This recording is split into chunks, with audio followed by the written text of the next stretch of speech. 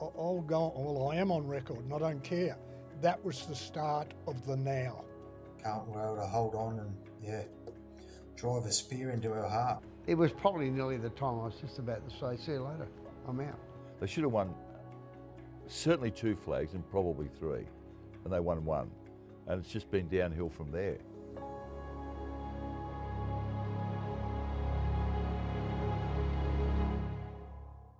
How did the Essendon Football Club go from Australia's team to perennial AFL underachiever? At the turn of the century, the Bombers were footy's most ruthless club, with the best coach in Kevin Sheedy, the biggest rivals, the best marquee games, and the league's eye-catching stars. And yet, a series of own goals and calamities since that 2000 premiership have consigned this proud club to laughing stock. The period without a finals victory will, by round 1, 2026, stretch to 7,860 days. So what are the key flashpoints, the sliding doors moments, the mistakes repeated, the massive drama? And where is the light at the end of the tunnel? Because there is light at the end of the tunnel. And we speak to some of Essendon's biggest names who reveal fresh insights into the salary cap drama that started the rot and the 5-year Asada drama that nearly tore the club apart. You want drama, you want double crossing and captivating moments with a hint of Succession? And a little bit of Game of Thrones thrown in as well. Essendon has all that and more. Essendon have won by 12 points. In 104 years of the AFL VFL, there has never been a game like this. There has never been a comeback like this. Essendon, 69 points down in the second term, have won a classic by 12 points. That win is the greatest win ever, and it rubber stamps their greatness. I think they're the greatest side that I've ever seen, and would have to be one of the greatest sides that's ever played the game. Well, we hear it since we were kids, the greatest comeback of all time. We've seen the greatest comeback of all time today. Greatest comeback in 104 years of football. Bomber fans, enjoy this. Invincible Essendon. On July 22, 2001, Essendon rewrote history. They did the impossible from 69 points down against arch-rival North Melbourne. They climbed off the canvas to confirm what their rivals had long suspected. Essendon was pretty much unbeatable, pretty much invincible, Ralphie. Just months out from that 2001 finals campaign that could hand Sheedy 5 flags as an AFL coach and establish that Essendon dynasty, this club was unstoppable. At the 9-minute mark of that second quarter in the iconic game, North Melbourne was 69 points up and the game was over. Little Gary Moorcroft was part of an 8-goal final quarter surge only a fortnight after taking the mark of the century against Brad Johnson and the Dogs. Every clearance so vital. Barnard, Caracella, Mercury, been pretty quiet today. That was excellent work. Kept a cool head. So Gary Moorcroft, what a year he's had, and what a kick that is under pressure. Essendon are in front. In a contest that they led by 69 points, but still they come the Dons. Caracella, Moorcroft, been so important. He's kicked another one. Can you believe that? How did Essendon become this unstoppable force by 2001? The baby Bombers of 1993 had turned into a battle-hardened force by the start of the next decade. First came the heartbreak of the 1999 preliminary final loss to Carlton on the same day that Premier Jeff Kennett was booted out of office. It was one of footy's great finals boilovers. Then they took all before them in 2000 in a barnstorming premiership revenge tour. They weren't just dominant, they were footy's rock stars. Just ask legendary Herald Sun chief football writer Mike Sheen and long-term Dons footy boss Danny Corcoran. I reckon in 2000, I think that was the most conclusive I've ever seen a team in terms of how good they were in the competition. The great teams do that. You watch them sort of say, I don't think they can win from here, but they are whoever they are at the time, and they believe it. And the coach will say, just get 1 or 2 goals and break the momentum, and then we can win this. And they believe that. But the 2000 team was probably as good as I've seen, but I would lean in an overall context to the Brisbane team of 2001, 2 and 3 because they were better for longer. So in an individual season, that 2000 team's as good as any. Oh yeah, I think they lost 1 game, and that was when the Bulldogs got them at Marvel, I think. You know, we played everywhere. You probably mightn't remember. We played a game for points on North Hobart Oval. A game for points against Fitzroy. It was a mud heap, but we played games all over Australia. You know, games that were practice games in Darwin, in Alice Springs, in Cairns, and literally Essendon, you know, with the great players, the terrific players, you know, with Hurd and Thompson and Watson and all these players, I can keep on naming them, you know, the Danaher heritage. It just went on and on. But Essendon there was a time that Essendon were virtually Australia's team. You know, people didn't barrack for AFL, they barracked for Essendon. Sort of and that's a Sheedy legacy. Gary Moorcroft was a pocket battleship, an in-your-face small forward from the northern suburbs of Melbourne who had lived that 1999 heartbreak. I don't know whether we got ahead of ourselves a little bit. We'll probably looking into next week rather than, you know, I reckon prelims are probably the hardest game to win rather than the grand final. You get through there, you know, all the really hard work's done. So, yeah, it was just one of those days, I think. We couldn't kick away, had our opportunities. Unfortunately, didn't take them, and Carlton were able to hold on and, drive a spear into our heart. A spear into our hearts, isn't that one for the Carlton fans? A little bit success starved. So Essendon avenged that loss. They won the 2000 flag against Melbourne in dominant style. And at 13-2, they were marching towards back-to-back flags. But as Sheedy now admits, he almost didn't make it to the first bounce of one of the most famous games in AFL history. The night before, I'm in Doc Reed's bed at his place, ill, nearly not going to coach the game. So I don't like missing a game. He's living in Kew. I don't feel comfortable in his home bed. I pulled up at Box Hill, vomited all over the grass, and did a U-turn and went straight back to Doc Reed's place. Not well at all. So I'm sitting there, and obviously I have to ring my wife and say, look, I mightn't get home tonight. But I just said to Bruce Reid, look, you've got to get me there. I'm not missing the game. He said, well, you shouldn't. I said, well, that's okay. That's not your opinion. I'm giving you my decision, which is a bit of a bully deal, but suck it up. You just get me right to get to the game. And I made the fatal mistake, possibly, of giving the pre-match talk to John Barnes. And I'd never do it again. Essendon was 69 points in arrears 9 minutes into the second quarter after Shannon Grant's goal. No team had ever come back from that margin before, but the Dons weren't just any team, Ralphie, as they mounted a challenge that started with 9 consecutive goals. Yeah, look, it was just one of those days. Started off really bad, and then she'd sort of made a few moves here and there, and I think he chucked me behind the footy at one stage. And then pretty much like there was one scoring end, I think it was. I think 30 goals got kicked to it. So, yeah, in the end, it was just one of those days. I mean, you look back on and you go, well, how did it happen? But, yeah, it was phenomenal.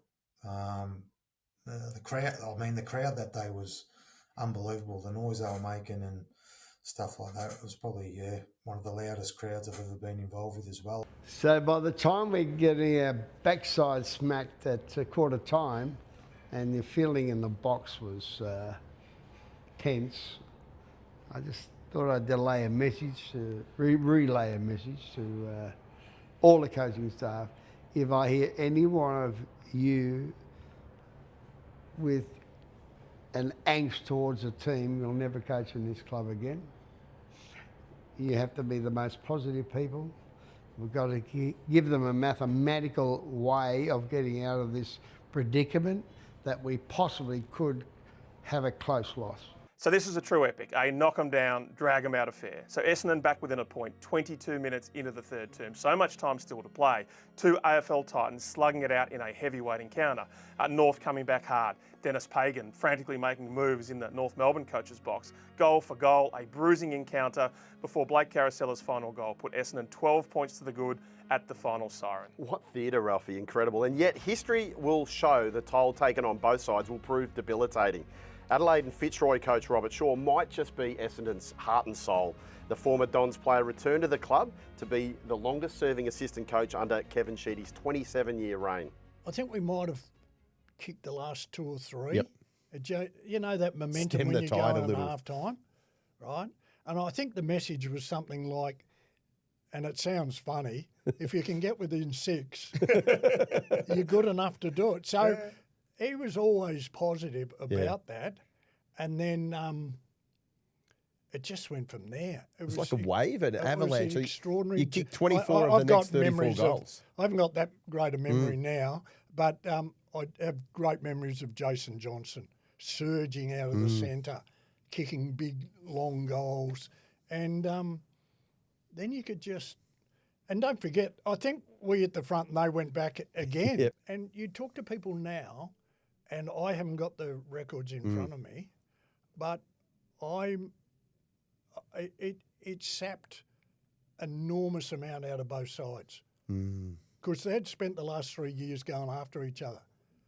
And to raise that effort of superiority and how good North were, both sides were on a very gentle It's a good slope. point. So the club's long-serving CEO in Peter Jackson, he goes even further than Shaw. He's not normally one for outlandish statements, but he believes this game was effectively the club's high watermark for the 21st century.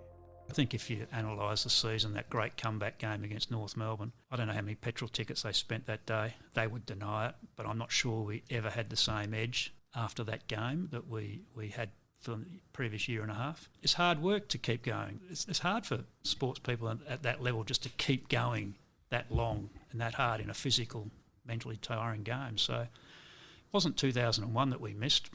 Brisbane were on the way up and we just caught them on the bad day. And I was always worried about that game, but I think we got 4 goals in front at one stage and I thought, gee, they just might get through this. But yeah, 99's possibly one that we missed. As Essendon toppled the Roos, other contenders were massing their forces. Brisbane coach Lee Matthews had upset Essendon in round 10 with a brilliant young group of emerging stars and a motivating line straight out of Terminator. Predator movie that Arnie Schwarzenegger starred in, and there was this monster alien monster from out of space that was killing all these people in the South American jungle, and all of a sudden they shot this monster and they discovered it bled. And Arnie's classic line was, if it bleeds, we can kill it. And we reckon Essendon can bleed. Brisbane would ride a 14-game winning streak into the grand final, a game between these two AFL superpowers. So, well before that, Shaw knew the Lions were coming for Essendon. I remember the If It Bleeds game at the Gabba. It got a bit tense at the break, both sides. And Halves and I were on the ground pretty early because we were in a little bit of trouble, so we wanted to talk to the player. But as we went across, they sort of went across. And, Jesus, Halves, just shut up. He go, what are you two looking at? To the Scott boys. Well, over they came. Over they came. Pikey came over. Like a whole delegation came over. And it was good stuff. Like, we probably all get lined up for, like, it's just great. We got about a metre apart and, you know. But it showed this club was not going to take a backward step in any way. They're not going to put up with Harvey and Shaw, you know. So they and that was a signal, and but sadly now we'd all get the letter. We'd all get the $20,000 fines. We get $20,000 fine because it didn't look good to some person that wrote an email in row 15. You know, but everything was under control. But it was very feisty. It was very serious. Brisbane had enough momentum to stop a train. Essendon, with so much on the line, was suddenly banged up and hobbling. And James Kird's comeback from multiple navicular injuries had been the inspiration for Essendon's 2000 flag, and yet he tweaked a groin in the week after the 2001 qualifying final and then tore it again 20 minutes into the preliminary final against Hawthorn. Sheedy and the playing group knew he wasn't the only one suffering. I think everyone wanted back-to-back. The feeling around the club was pretty much the same. So I think what people don't know is that grand final, a few boys went in with a few niggles. Hurdy, Merckx, Mercedes, in hindsight, probably shouldn't have played.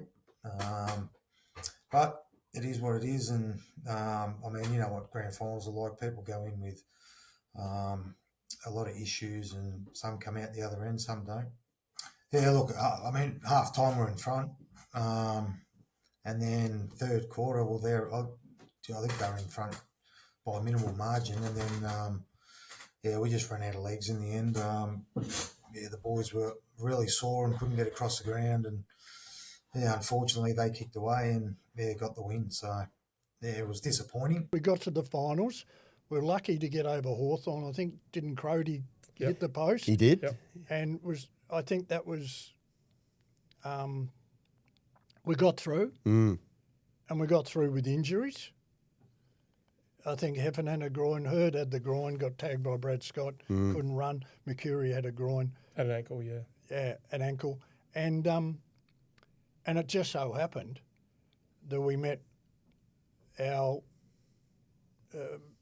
doppelganger. They were. They're coming through. The next one coming through. The next one coming. Yeah. And we were 20 points up. So we were going okay. And then it just kicked in, and then they got a sniff. And you could see Voss lift, Ackermanis, Lynch. You could see them lift and say, I think we're okay. They weren't quite sure, but then they just took over and, I don't know, won by 4 or 5 goals. They were a tough side. Yeah. They were a tough side. And one of our methods to beat North was, surprisingly, to out-tough them. Yeah. We had real tough Solomon, Hardwick, the Johnson boys. Tough buggers. Tough side. Wallace, Long was a tough player. And then you balance that with the beautiful, sublime skills of Carosella, Masidi, McCurry and Hurd. But they matched us toughness. Yeah. The 2 Scott boys, Lepper was a tough player, Pikey. The more we gave, the more they stuck their chin out and said, well, yeah, keep coming. If you want tough, Michael Voss is your man. And yet, like the Dons, he also had that perfect mix of brutality with sublime skills. He thrust the dagger, just like Anthony Koutafidis 2 years earlier in the 1999 preliminary final. Margin 20 points, boundary throw in, Brisbane in attack, McDonald takes it, gets away, handball to Voss,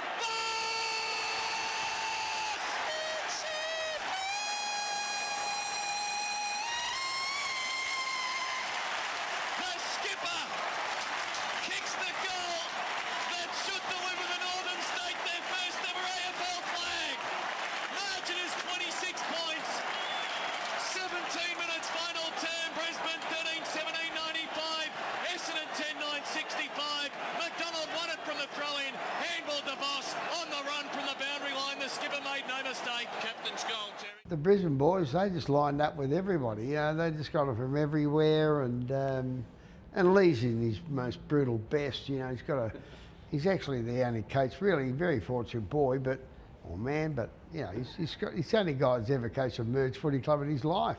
He's copped 3 premierships and 4 grand finals in a row, so he's kissed on the bum, isn't he? He might have been kissed on the bum, Lethal, but he's still got as many flags as Kevin Sheedy has. Brisbane had put that first stake in the ground of an eventual three-peat. It would steal Essendon's dynasty, and while it was doing it, the Bombers were imploding. While Essendon was riding high across the 1990s, Jackson was a pen-pushing administrator big on corporate responsibility, accountability and playing by the rules. As he told Sacked, he arrived to start his role as Essendon CEO in 1996, and on day one, he realised something was seriously amiss. I think I started on the 1st of April, which was sort of rather intriguing under the circumstances. And I can remember walking around the office and introducing myself to all these people, as you do. You know, what's your name? What do you do? And I walked into the smallest, most uncomfortable office in the whole place, and there was this guy rifling through big files. And I said, "Oh, hi, I'm Peter. Who are you?" And he said, "I'm Michael Easy." I said, "Oh, Michael, what do you do here?" He said, "I don't work for you." I said, "Oh, what do you do?" He said, "I'm the salary cap investigator from the AFL." I said, "I beg your pardon?" Welcome to Essendon. Yeah, and that was literally the afternoon of the first day, and I then went around to the finance guy and said, you know, what's going on? And they tried to play it all down. I don't know I don't know how you have a salary cap investigator come into your club and people not know finance guys knew, but I don't know how the board didn't know he was there or whether he was going to find out. In about 10 days, I went to see Colo. You know what Colo's like. walked in into his office at MCG, and I said, "Colo," we had a chat about me and my background. I said, "Have I got a problem?" And he just reached behind him and grabbed himself this 2-inch thick file draft report. And he said, "You better have a read of that, son." Essendon breached salary cap rules twice during the 1990s before Jackson arrived to clean up the mess. Other clubs, they took moratoriums by coming clean with their secret payments to dodge future penalties as part of an AFL agreement. The boys from Windy Hill didn't, and they got burnt. And Jackson knew the list cliff was coming, and under his leadership, Essendon was playing by the rules. We figured it was going to be a problem way back in 2000, sooner or later. The salary cap had been going up quite significantly. Rightly or wrongly, we were led to believe it was going to go up 10% that year. Before officially it didn't. We sort of, when you got names like Hurd, Lloyd, Lucas, Fletcher, all coming on, you've got to look after them.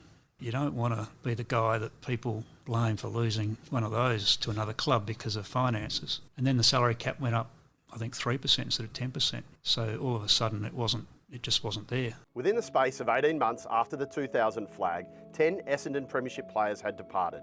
Some, like Michael Long and John Barnes, retired, but others were forced out the door in the greatest fire sale Essendon had seen. Only months after the 2001 grand final loss, the hugely popular Damien Hardwick was forced over the border to fellow contender Port Adelaide. So how do you describe Damien Hardwick? Well, he was a rock-hard Essendon enforcer. He was a protector. He was a hard-ass. Players stood tall around him. Loved him. They loved this player and they loved playing with him.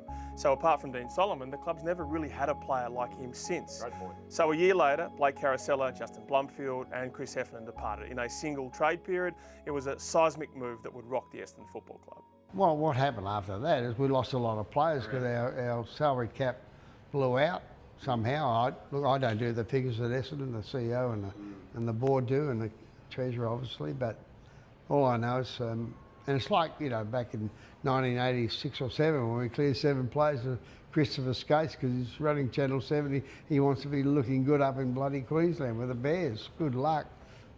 I'm happy to clear. You only had to clear 1, we cleared 7. Put the money in the bank. So, look, all those things happen. Yeah. So when you ring up and say, look, I've got to get rid of these players by Peter Jackson, the CEO, it was probably nearly the time I was just about to say, see you later, I'm out. You were considering... absolutely, yeah. Should you have gone? Sorry? Should you have gone? Probably. Yeah, I should have just left within a week or 2. Well, just because that would have shown you that it was the right time that you... Well, I don't like telling anything to my players. It's my love and care for the players are more important than just sacking them. And 3 were overseas, and I had to go and meet Damien Hardwick at the Hilton Hotel, which is now the Pullman Hotel, and get him a contract to Port Adelaide. And Mark Williams did the right thing. He gave him a great contract, played in the premiership, smashed hell out of everybody against Brisbane in 2004. You got your revenge on Brisbane. And then Wanganeen kicked the goals that won the game. What's it like to tell Damien Hardwick you're not playing for us anymore? No, don't like that. But at least it was eyeball to eyeball. And my best comment was, to get him to try and understand that was, I'm not allowed to select you anymore to play for my club. The salary cap crunch was hitting the stars but also the role players. In a matter of months, Moorcroft would take the mark of the century over Brad Johnson, win back his spot in the grand final after Michael Long tore his hamstring midweek, then battle for his football survival. Now, Moorcroft loves talking about the mark just as much as Jono absolutely hates it. He's doing well to Heffernan. Second time he's taken it out in a minute. Lucas read it best. Wrong side for him. Hooks it. Oh! What a mark! Sensational! He's taken the wind out of himself. And why wouldn't he? Because he sucked it in from the stratosphere when he was up there. That shot will be behind the man standing behind the bar around Australia for the next 100 years. Oh my! I'll tell you how good it is. It'll be on CNN. That was unbelievable. Yeah, for John, I think he should get paid for the shit he puts up with, I think. But no, he's all right, John, now. I think he didn't like it early days, but he's come to grips with it now. I think everyone gets stuck into him. But no, look, I suppose it was one of those nights. Started off pretty well and then, moved down the other end and, everything was going right, virtually. And poor old Jono sort of come down at his own bat and wanted to pick me up, and first one nudged him under the ball and took a mark and kicked the goal, and then got stuck into him, and then so he sat in front of me 5 metres, and then ball got kicked in by Scotty, and up I went, and that was it, history. All you're worried about is holding onto the ball, I suppose. But coming down wasn't great, I must say. And then you had Lordy coming over to steal the ball off me just in case I didn't get up to kick the goal, which, But no, it's one of those things that I suppose you look back on when you get older and, you're pretty proud of. Were you guys shocked? Like obviously there's different ways to try and keep your list together, but it's such a powerful list, and then within 12 months, sort of 4 or 5 of you guys have moved on. Yeah, it was sad. It was a sad time for the club. I think the culture, got pulled away a little bit then as well. I think guys taking pay cuts and stuff like that got to a point, where it was getting a bit one-sided on some other players' sides, and unfortunately it was go away and get paid properly, or stay at the club and take a massive pay hit. So some guys were taking pay cuts, but potentially others didn't want to. Yeah, it was a few boys were getting pay rises and some were getting pay cuts, but that's How the much way. did that rankle with you blokes? Did that rankle a fair bit with some of you? Oh, look, it didn't. It was just disappointing to see everyone disperse so quickly. Over 2 years, there was probably 10 or 12 guys that, disappeared from that side. And you look at the Brisbanes back then, they were able to hold that team together for probably 5, 6 years. And that was before 2000.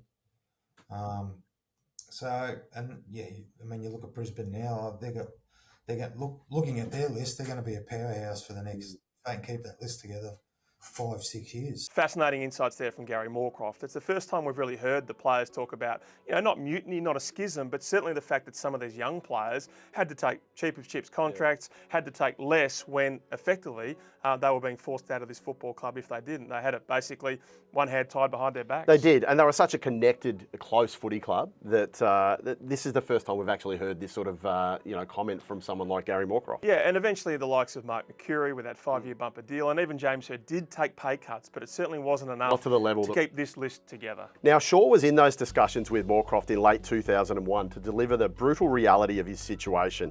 And yet, if Essendon was in a world of pain with Hardwick's departure, they hadn't seen anything yet. Moorcroft would be delisted at the end of 2002 in the same off-season that the trio of heart and soul players would be forced out the door. Well, Mercury had a great year, and quite rightly. Like if it was now, he would have got a 10-year by $2 million. So Merck's played in the wrong era. He did. But he got a 5-year deal, which was pretty significant at that time. Yeah.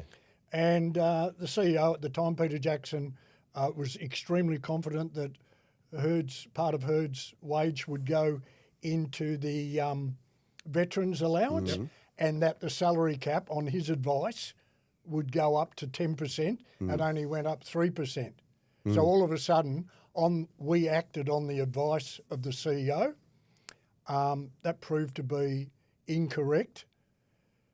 Peter Jackson then comes into match committee and says, you are now 600,000 over the salary cap. Extraordinary. You either have to get rid of 3 players on 200 or you have to trade Lloyd, Hurd, McCurry.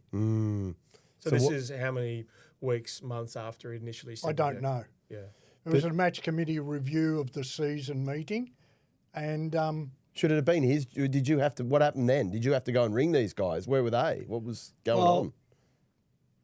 That's his problem. Yeah. You go and ring them. But he made us, or actually, that might be a bit unfair. She'd said, they're our boys, we'll do it. I think it was either a bit of both. Yep. But certainly Jackson didn't, and he should have. You created the problem. You you look the boys in the eye and say they're going. So rightly or wrongly, we had to choose 3 by 200. Carousel, Heffernan, Blumfield. So why was this such a big moment for the Essendon Football Club? They were the ultimate glue guys. The modern day equivalent might be trading 3 Adam Treloars in the one hit. So the fan base was ropeable, the coaches were filthy as you can hear, the team was being torn apart, the finger pointing started. Now the alternative though was untenable, going over the salary cap again and facing the kind of salary cap or draft penalties that Carlton was to be hit with in coming months, or trading one of the icons in Hurd or Lloyd. The bottom line was this: it was a massive own goal. You could hear the flag window slamming shut. The chase for a dynasty was over. Now, Blumfield probably was very unlucky to not win the Norm Smith in 2000. And the great thing about those boys, they're fabric players. Absolute fabric players. All of them could play from half-back, wing, go in the centre, push forward, tag. Like Blake Carousel was known as a tag. Yeah. In a final, he tagged Peter Bell and kicked 3 goals on him. So those boys were critical to the chemistry of the team, but also more about the chemistry off the field. 3 of the most popular, unassuming, dedicated Essendon people I've had the fortune of coach out of the club. So this is the off season. Trust lost. Yeah. Players started to second guess themselves. Rips the heart out of a place. It literally did rip the heart out of the place, and I'll go. Well, I am on record, and I don't care. That was the start of the now, without any shadow of doubt. So that was 12 months after you'd already had to trade Damien Hardwick. So it was a cumulative effect. Where did you find these players? You're in the off season. Kevin Sheedy said, some of them weren't even in Australia. I had the job of bringing Justin Blumfield in the Cook Islands, having a break, had a great year, played in the grand final, top 10 the best and fairest, found him on a mobile, Cook Islands. We're trading you. Beg your pardon? Like, probably the lowest point of, I don't know what the word is, of my career to have to do that. Yeah. You build trust over time. You share premierships, you share grand finals, you share trust and honesty and loyalty. Then you've got to pick up a phone and sack them, and it was never the same. So those guys would feel betrayed in a sense, not necessarily from you, but by the club. And Yeah. disbelieving. What? What? We just played in a grand final. Yeah. We're gearing up to go for another one. We're going for another one. Yeah. We've got good young players coming in that I mentioned. We're ready to go again. Get a bit of luck with injury, train hard, and let's have another crack at Brisbane and North. No. What did those players, the players you had at the club, the players that were left, what did they think about this? How much resistance did you get from the rest of the group? That Not resistance, just it was disbelief and lack of. Yeah. The great thing about Essendon at that time, from Peter Jackson's office right through to the boot starter, everyone was on the same. The group would mix. The players would go up and have a coffee in the morning with the staff. I know it wasn't a bigger club as what it is now, but it was a very united club. You go up and have morning tea with the girls in marketing or sit in the... So it was a wonderful, inclusive club. And that inclusiveness became a little bit sad. And people like Lloydie and these sort of people, Scotty Lucas, Heffernan Lucas, couldn't separate them. Losing your best friends, losing your best players or your fabric players, your grand final players is one thing. Losing your best friends for a reason you can't comprehend is another thing. So those players, I think you've said before, said, we don't want to go. But in the end, you got to trade them because you got no other alternative. No alternative. I don't even know what we got. Yeah. That part of my brain doesn't work anymore. Yeah. One of them was involved in the the deal that sent Des Headland back from Brisbane to Fremantle. Blake went to the Lions, played in the Premiership. Yeah. That was going to be Heffernan, I think, at one stage as well. In the end, Carousella was in there. What was Sheed's view on that, given that, Peter Jackson was an elite CEO, but did that create tension? I think that was probably the start of the tension between Kevin, which surfaced 3 or 4 years later, obviously. But we just lost faith in each other. Wow, you can hear the emotion in Robert Shaw's voice there, can't you? This is a guy who coached at 2 other clubs, but he's saying this moment was the worst of his time in football. So here's Peter Jackson on how the next chapter unfolded. As always, Sheed was philosophical. We're talking about Carousella, Heffernan, Blumfield. Yep. Hardwick the year before. Yep. Did that rip the heart out of that team, do you think, in a sense going forward? I don't know. I think we went through an era. What we didn't do as a club is go back to, not ground zero, because we were never going to go back to ground zero, but we didn't go back to going after draft picks. And to be fair to the board, I know there were some debates around the board table that perhaps what we ought to be doing. And so we got players in from other clubs, and they were okay. Scotty Camporelli, for example, was good, and there are other players we brought in that I think we thought might fill a few holes, but they didn't. So in hindsight, I think I would have preferred to have gone back to the draft. So was there any way you could have pitched it better? Could you have taken cuts across the board? Yes, in hindsight. What could you have done? I suppose we could have gone back to the players and renegotiated all the contracts. To be fair, none of the players said, let's renegotiate our contracts. No, well, they didn't come and talk to us, but we didn't ask either. So this is a different era, even though it's only a generation ago. So at that stage, when you had that wide open flag window, you just charged and tried and win that extra flag. You knew the list cliff was coming, but you didn't really care. Sometimes you just toppled off the other edge. Brisbane, of course, had the three-peat, and then it had to pay massive amounts of money to players who weren't even playing. And of course, we know where Brisbane was for a long time after that. So what Jackson was trying to do was almost trying to get ahead of it. He was trying to do what Richmond did after their own 3 flags in 4 years. You trade your best players, or you make sure that you don't have that salary cap catastrophe. Of course, it didn't work, and we know that Kevin Sheedy was especially dogmatic. Ralphie, don't go there. Kevin Sheedy would not stand for that. We know that. Don't go telling this to Kevin Sheedy. He's a man who is the ultimate competitor. If you know anything about Kevin Sheedy, he didn't like rebuilding. He wanted to, manufacture on the run as much as he could. Well, Robert Shaw said that the Dons pitched aggressively to Wayne Carey after his acrimonious split with North Melbourne, but he was always Adelaide bound. We know that. Scott Camporelli was joined by the likes of Mark Alvey, Matthew Allen, Damien Coupereau. There were some loyal servants there, but none were world beaters, were they? They were a club desperately trying to hold on to past glories. So in 2002 and 2003, Essendon twice ran into the brick wall of Port Adelaide in semi-finals after winning Week 1 finals. The 2004 elimination final against Melbourne would go down to the wire. Scores level, 5 minutes left. Essendon's side, blending some of the old and the new. Hurd, Lloyd, Lucas Fletcher, the young kids, Andrew Welsh, we'll hear more about him later on. Job Watson, we'll hear more about him later on. Brent Stanton. It was Hurd's mark over Troy Broadbridge on the wing that would save the game, the hero in James Hurd. Broadbridge would lose his life only months later on Boxing Day in the Thailand tsunami.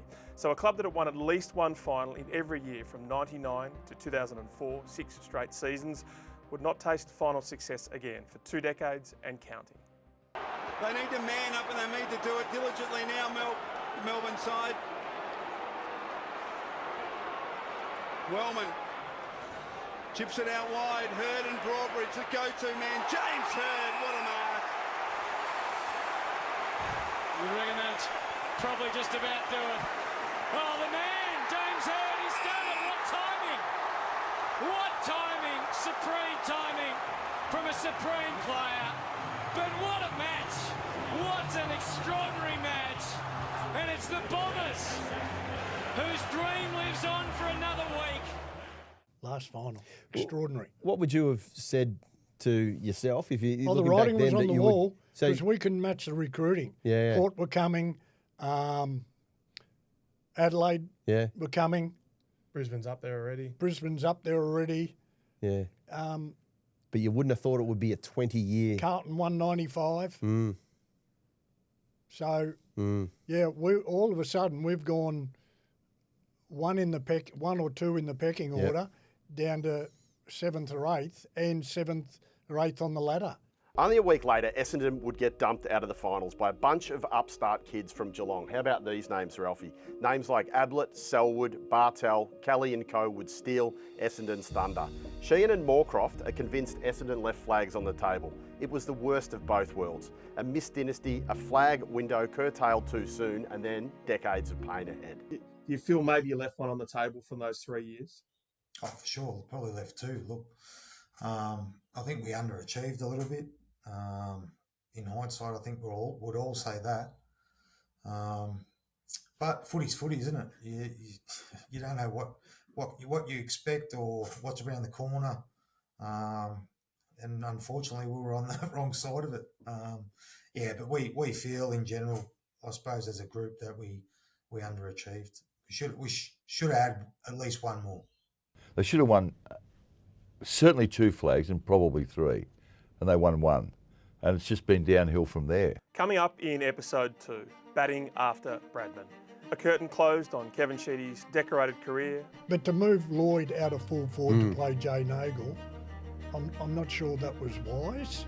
A PowerPoint presentation utterly bungled. It wasn't the be-all and end-all that everyone sort of romances again, that somehow he didn't get the job because his computer didn't work. I mean, that's just nonsense. Succession plans gone awry. Wrong choice, good person, difficult job to replace me, I understand that. And a coach at loggerheads with the franchise player. Not that they needed to hear it or want it, but I actually said it.